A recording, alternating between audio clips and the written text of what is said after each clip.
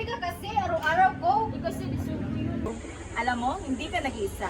Maraming GC na ganito, pero may solusyon dyan. Talaga paano? Simple lang, budgeting and smart habits.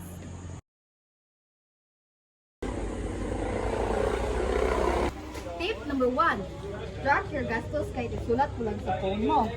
Dito mo makikita kung saan napupunta pera mo. Ay, ang dami ko palang unnecessary gastos.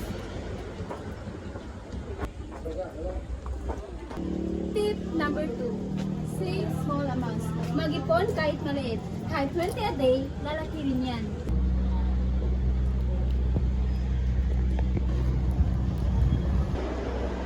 Needs versus wants. Know the difference. Needs versus wants.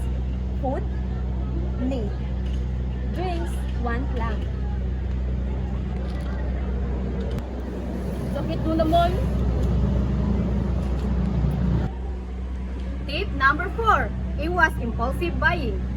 Pag nakita mo yan, tingnan mo sarili mo kung kailangan mo ba talaga. Wala, hindi pala.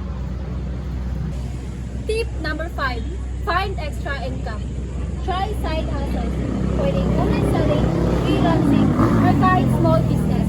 Pwede pala kumita habang estudyante?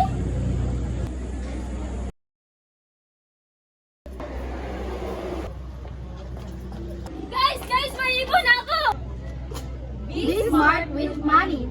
Hindi kailangan mayaman agad. Basta marunong mag